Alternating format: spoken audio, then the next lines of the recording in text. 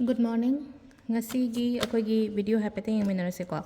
Ado ngasi se nomaijing oibanina ahambada number ko nomaijing number se number 156 leire aduga color dana pink color se na bibi ai ko. Ado ahambada akoigi card ki message yengminarase aduga ngasi gi oina timing aphabase se karambano haipado haipadi yengase ko. Sidagi akoigi 3 card lotose card number 1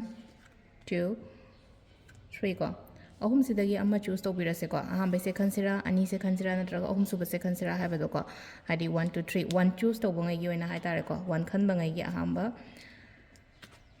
ani shuba ko ahum shuba ko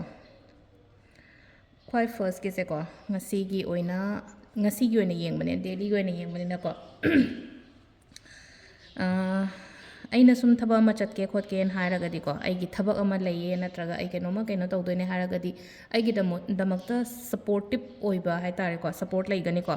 support laigani hare kita engonde kitang hanba mina gumba support gumba tawbiba mateng gumba tawbiba ko pa dumaina gumba laibase ko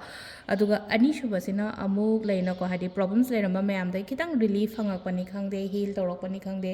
amaina lai ko hadi ani shuba sina ko hadi mind se peace phangakpodo hanaga hairagadi ko ngasi gi oina haragadi ko hadi ngarang do tension yam lerame na khalase ko ngasi sina katang phaba ko pa mai toraga lere ko aduga ahum suba sina ko achievement ama piri ko sida achievement pi base ngasi keno ma chatoine khalase ngasi pekha tha ba chatoine khalase natraga any keno ma hadi important oiba pot ama chatoine khalagadi adugi chatoriba pot to engonda successful oiba mai piri ko success leiba progress leiba ko admai toraga confidence yam na leyo ko ahum suba gi card se hadi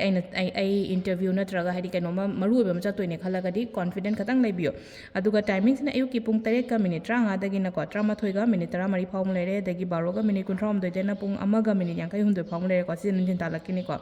nungda oiram gina 3 ga minute 39 dai na 9 ga minute 39 phawm lere ko aduga ahingina 12 ga minute 53 dai na pung 2 ga minute 35 phawm lere aduga nongalam daigina pung 3 ga minute 30 taigena